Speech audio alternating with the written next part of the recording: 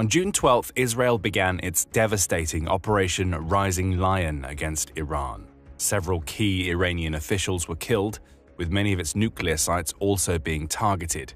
Iran responded. Massive missile strikes over the weekend battered Israel. In Iran, 224 civilians have already been killed, according to CNN. Iran's missiles have damaged central Israel's power grid. War is upon the Middle East. And that leaves us with a question. What is the worst-case scenario that could come out of the war between Israel and Iran? That's the question the BBC posed on June 14th, and it came up with 5 potential scenarios, each with massive implications for Israel, Iran, and the rest of the world. The first scenario is simple. The United States decides to get involved. That's something that the US doesn't want to do, at least if the denials it issued right after Israel launched Operation Rising Lion are anything to go by. Within hours of Israel's initial attacks, US Senator Marco Rubio was denying any sort of US involvement. "We are not involved in strikes against Iran, and our top priority is protecting American forces in the region," Rubio stated in the wake of the strikes. "Let me be clear, Iran should not target US interests or personnel." While the statement was framed as a warning to Iran, Rubio's message reveals that the US doesn't want to be involved. It might not get its way. The BBC says that Iranian state TV is already lambasting the US for its past and current support of Israel, accusing it of being complicit in enabling Israel to launch an attack that has killed children. That's the last kind of rhetoric the US wants to hear. US President Donald Trump certainly wasn't happy.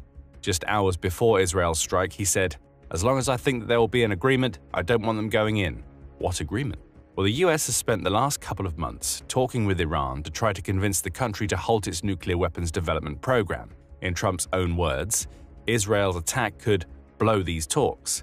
Without those negotiations, the US may feel it has to follow through on the past threats to bomb Iran itself if it doesn't stop trying to build nuclear weapons. Then there are civilians to consider. On June 13th, Fox 4 KFDW News reported that several volunteer veteran-led groups were already working to get US civilians out of Israel as quickly as possible. They include Grey Bull Rescue and Project Dynamo, both of which the outlet says have deployed people on the ground. The former group is based in Florida and has already been involved in around 730 of these types of rescue missions around the world. Project Dynamo is deploying several teams into Israel to get Americans out of the country. The existence of these groups raises a clear problem. US citizens are in Israel. Consider what this could mean when it comes to US involvement in the war between Iran and Israel. Iran is already sending hordes of drones and ballistic missiles to Israel. What happens if one of those weapons kills a US civilian, or even a member of one of the evacuation groups? Could the US sit back and allow that to happen without any sort of response? Trump might be forced into action. And the US president is already suggesting that could be a possibility. On June 15th, ABC News reported that the Trump administration is reiterating that it had no involvement in Operation Rising Lion. But if Iran hurts US civilians or personnel, Trump suggests the US could be drawn into the fight. "We're not involved in it," ABC reported Trump as saying. "It's possible we could get involved, but we are not at this moment involved." It's possible, says Trump. And if the possibility turns into reality, it would turn what is currently a regional conflict into a global war. That may be what Israel wants. As Vox reported on June 13th, it's long been believed that a military strike capable of fully degrading Iran's nuclear weapons production potential would require US involvement. According to the New York Times, the US even rejected a proposed Israeli attack plan that the outlet says would have required US help not just to defend Israel from Iranian retaliation, but also to ensure that an Israeli attack was successful. Iran is already arguing the US is complicit, even if it isn't directly involved. According to American Friends Service Committee, or AFSC, the October 7, 2023 Hamas terrorist attacks against Israel served as a trigger for the US to start transferring enormous amounts of weapons to Israel. Between October 7th and December 25, 2023, the AFSC says the US sent 10,000 tons of weapons to Israel, including 15,000 bombs and 50,000 artillery shells. From October 2023 to March 24, the US approved over 100 military sales to Israel, with only 2 of those being publicly disclosed at the time. Add to that the $3.8 billion the US already provides to Israel's military annually, according to the AFSC, and you get a potential powder keg. The BBC points out that only the US has the bunker-busting bombs that could take out Iran's underground nuclear facilities. But it also delivers a warning. If America were to become an active combatant, that would represent a huge escalation with a long, potentially devastating consequential tail. but maybe the US doesn't get involved. That doesn't mean the war between Israel and Iran can't escalate, which brings us to our second worst-case scenario. The Gulf nations get dragged into the fight. That wouldn't necessarily be a surprise, claims the BBC. It points out that Saudi Arabia accused Iran of attacking its oil fields back in 2019, with the United Arab Emirates claiming in 2022 that the Houthis, which are believed to be an Iranian proxy, attacked its territory in 2022. Since then, there's been an uneasy peace between these Gulf nations, a peace that may soon be shattered. The BBC brings up the possibility that Iran may refocus its missile and drone strikes if it's unable to do any consequential damage to Israel. If Iran failed to damage Israel's well-protected military and other targets, then it could always aim its missiles at softer targets in the Gulf, the BBC says, especially countries that Iran believes aided and abetted its enemies over the years. Some of those Gulf nations are already worried. The Times of Israel says that several are quietly applauding Israel's Operation Rising Lion, but they're also wary about what the strikes could mean for them. The outlet quotes Sanam Vakil, who's the director of the Chatham House Middle East and North Africa program, as saying, "Gulf states are very much caught between a rock and a hard place, though they are quietly applauding the further weakening of Iran. They face real risks and have to play their cards carefully. Saudi Arabia is already trying to play its cards." Hours after Israel's strikes in Iran, the country's foreign ministry posted a statement to X to condemn the strikes. The Kingdom of Saudi Arabia expresses its strong condemnation and denunciation of the blatant Israeli aggressions against the brotherly Islamic Republic of Iran, which undermine its sovereignty and security and constitute a clear violation of international laws and norms, read the statement. Saudi Arabia also called on the international community to bring a stop to Israel's aggression. As Vakil says, it's a rock and a hard place situation. The Gulf states don't want to get involved in the fight because they realize that their involvement would weaken their own positions as well as Iran. That forces countries like Saudi Arabia into a balancing act, according to DW. It quotes Sebastian Sons of the Carpo think tank, who points out that Saudi Arabia has spent the last few years trying to de-escalate the tensions between itself and its regional rivals. However, that de-escalation may not be possible. Why? As Sons explains, Saudi Arabia finds itself in the eye of the storm and fears there might be attacks on its own territory because US troops are stationed there, and therein lies a problem. Iran attacking other Gulf states could bring the US into the fight, making this second worst-case scenario an escalation over the first. According to Al Jazeera on June 15th, the US currently maintains at least 19 military sites in the Middle East that have between 40,000 and 50,000 troops stationed at them. Kuwait hosts 5 of those sites.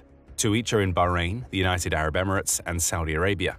There are also US military sites in Oman, Qatar, Egypt, Jordan, Iraq, and Syria. If Iran decides to strike further afield, it could also hit US military sites in Turkey and Cyprus, dragging both of them into the fight. The BBC suggests that some of these nations even helped Israel to defend itself, albeit discreetly from Iranian missile attacks in 2024. That makes them targets for Iran.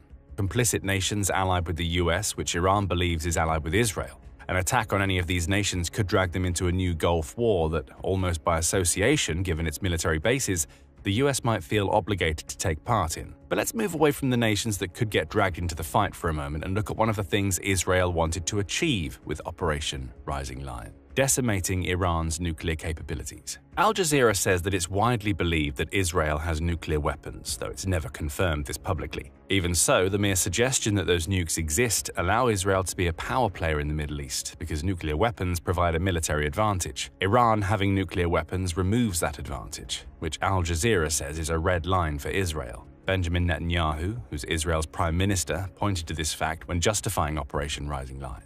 He says Iran could have produced a nuclear weapon in a very short time. It could be a year or it could be a few months.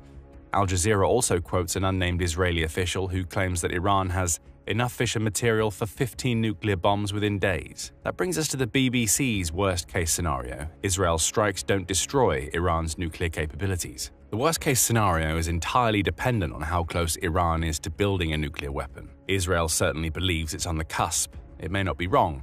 CNN points out that Iran has the capability to enrich uranium, potentially to the point where it could build nuclear weapons. It notes that it all comes down to uranium-235, which is an isotope found in natural uranium. According to CNN, natural uranium is made up of 99.3% uranium-238, which is practically useless for both bombs and nuclear power, and 0.7% uranium-235. To make natural uranium useful for nuclear power, Iran has to enrich it so that its uranium-235 percentage is about 3.67%. All of that will be fine. The problem is that Iran has enriched large quantities of uranium to the point where it has 60% uranium-235. That's still not enough to create a nuclear bomb, which typically requires 90% enriched uranium. But it means Iran won't have to spend much time on further enrichment if it goes down the nuclear road. Iran Watch says as much, noting that it believes Iran has up to 593 pounds of uranium enriched to 60%. Theoretically, Iran Watch says, it would only take Iran about 2 weeks to pull that percentage up to 90, leaving it with enough enriched uranium to build between 5 and 8 nuclear weapons. Israel would have a problem if that happened. That's why Operation Rising Lion targeted 3 Iranian nuclear sites: Natanz, Fordow, and Isfahan. According to CNN, satellite images along with expert analysis suggest that Israel managed to cause significant damage to 2 of these sites. It also quotes Ali Vaez of the International Crisis Group as saying, "The whole nuclear supply chain has been disrupted. This chain is now broken, but it could be put back together in a matter of months because Iran has both the know-how and the material that is required for it." Vaez concludes, "This is not a problem that will go away simply with aerial strikes. Therein lies Israel's issue. It doesn't have the aerial capacity to destroy Iran's nuclear facilities forever. As we mentioned earlier, it would need the US bunker-busting bombs to even come close. If Iran can rebuild, we could only be months away from it building a nuclear weapon and changing the entire complexion of the Gulf region. What if Israel's attack convinces Iran's leadership that its only way of deterring further attacks is to race for nuclear capability as fast as it can?" the BBC asks. It's possible. Avoiding that situation could force Israel into further attacks, escalating the situation further. Iran making that decision would also anger the US, which is actively negotiating with Iran to curtail its nuclear activities. So you get the specter of US involvement again, only this time, the war will be fought with a version of Iran that has nuclear weapons. How long would Iran allow itself to be battered by airstrikes before it uses those nukes? It's a question that nobody wants to see answered. And it's not just the prospect of Iran getting nuclear weapons that should cause the world to worry. The BBC's 4th worst-case scenario is that the emerging war between Iran and Israel causes a global economic shock. We can already see the start of this shock happening with oil prices. By mid-afternoon on June 13th, oil prices had already risen by 7%. Brent crude, which the BBC calls the main international benchmark of oil pricing, rose by more than 10% before settling down to around $74 to $75 per barrel. While that price still means that Brent crude is 10% lower than in 2024, and significantly lower than the $130 it spiked to when Russia invaded Ukraine in 2022, we also have to remember the energy crisis those previous spikes have caused. In several countries, these rising oil prices have the potential to cause stagflation. This is a term used to describe a situation in which persistent high inflation combines with high unemployment and a stagnant economy. And it's a problem that could soon affect many nations. The Guardian reports on comments made by Matt Gertken, who is a geopolitical analyst with BCA Research, on June 14th. We've already seen a minor oil price spike, yet Israel has not finished its campaign and Iran has not fully retaliated. In the worst-case scenario, which now has 45% odds, we could see Iran retaliate, the US enter the fray, and oil prices double as Iran strikes regional oil supply. We've seen the first major Iranian retaliation with its missile strike against Israel. The mentions of the US, along with Iran hitting regional oil supplies, brings the first and second worst-case scenarios the BBC mentioned into the equation. Neither has happened yet, but it shows that the world is currently on a knife edge when it comes to Iran's ability to affect oil prices. Any oil supply shock would have global implications, Gertken adds, reminding the world of the US's inherent advantages, weighing on European and Chinese economies, and playing into Russia's hands in Ukraine. Russian President Vladimir Putin may see an opportunity here. Higher oil prices caused by Iran attacking other nations' supplies could allow him to finesse his way back toward making Russian oil a needed commodity, especially in Europe. And it gets worse on the economic front. What if Iran reactivates the Houthis in the Red Sea? The attacks the militant group started in 2024 had already cost the Egyptian economy $6 billion by November 4th of that year, says the maritime executive. Traffic through the Suez Canal was done up to 70% at various points during the year as container ship operators were forced to divert and take much longer routes. Those routes affected supply chains and product prices. All of this would weigh heavily on global economies trying to absorb the shock of the oil price rises a war between Iran and Israel would cause. So we get a combination of a global economic shock combined with the revitalization of Russia's oil sales. For Putin, that would mean the ability to drag the Ukraine war out longer, at a time when Ukraine's allies, particularly the US, have their attention diverted by the fight between Iran and Israel. Russia could end up being the big winner in the wake of this fourth worst-case scenario. Finally, there's one more scenario the BBC envisions. One that seems like a strange worst case at first until you consider the implications. Iran loses and the regime falls. That seems like a strange worst-case scenario, given that it's exactly what Israel wants to achieve. Iran's current regime falling would eliminate the prospect of it having nuclear weapons, which solves one problem, and would also minimize Iran's attacks on oil fields that could cause an economic shock. However, the loss of the current regime also creates a power vacuum in the Middle East, a vacuum that several nations would rush to fill. What vacuum could it leave? The BBC asks about the possibility of Israel eliminating Iran's current regime. What unforeseen consequences would there be? What would civil conflict in Iran look like? These are questions for which we don't have answers right now, though we can look to the state of countries like Iraq and Libya. Both lost strong central governments, albeit dictatorial ones, and both are now shadows of their former selves. The same could happen to Iran, which would dramatically alter the power balance in the Middle East. Forbes senior contributor Paul Idden highlights this problem in a June 15th article. He points out that former Iraqi leader Saddam Hussein's loss during the Gulf War led to his military being neutered. This was a fighting force that once numbered 1 million active soldiers and had fought Iran to a stalemate before the US got involved. A vacuum was created. With Iraq neutered, Iran was able to rise as the Middle East power broker it is today. Idden says that Netanyahu saw all of this coming, noting, "It's worth remembering that Netanyahu has been warning about the imminent dangers of a nuclear Iran since at least 1995. The point here is that we've seen this worst-case scenario play out before. The fall of Iraq gave rise to a more powerful Iran. Would Iran's fall, be it to Israel alone or a combined global effort, lead to the rise of another nation that could become a threat to the global order? We've already talked about how the economic shockwaves created in the oil sector could empower Russia. Putin might see an opportunity to move into a devastated Iran, bolstered by the anti-West sentiment that would surely exist in the country following a war with Israel. China might do the same. These are two global geopolitical heavyweights that have the potential to get even stronger if Iran's regime falls. The Middle East Forum also points out that both the Kurds and Baloch populations in Iran could see an opportunity to rise if the current regime falls. Both resist Iran's current regime. The Kurds call for a secular and federalist version of Iran that revolves around a decentralized government. The Baloch population may finally see an opportunity to separate from Iran entirely. After all, it was only in October 2024 that the Middle East Research Institute reported on comments made by Baloch leader Haibiar Mari that the Baloch are part of a nation that is currently under Iranian occupation. Without Iran's regime to stop them, the Balochs may separate into their own nation-state. There are so many questions about what all of these scenarios could mean for the future if Iran's regime falls. Is it a case of better the devil you know than the one you don't? We'll only know if this final worst-case scenario comes to pass. For now, Israel is trying to hit as many Iranian officials and political leaders as possible with Operation Rising Lion. Check out our video covering the outcome of the initial strikes last week to learn how much damage it has caused so far. And if you enjoyed this video, please subscribe to The Military Show for more up-to-date coverage on the latest developments in the war between Iran and Israel.